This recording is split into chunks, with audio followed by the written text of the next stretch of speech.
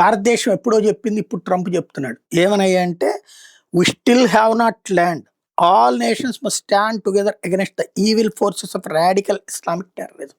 మనందరికి ఇంకా గుణపాఠం రాకపోతే ఎట్లా, తీవ్రవాద ఇస్లామిక్ తీవ్రవాదం పట్ల మనం సీరియస్గా ఉండాలి, కఠినంగా ఉండాలన్నటువంటిది భారతదేశం నా చిన్నప్పటి నుంచి చెప్తోంది. నాకు ఊహ తెలిసినప్పటి నుంచి అనేక సార్లు చెప్తోంది. బుద్ధి బుర్రా లేని సన్నాసులు ఎవరన్నా ఉంటే అమెరికా వాళ్ళే.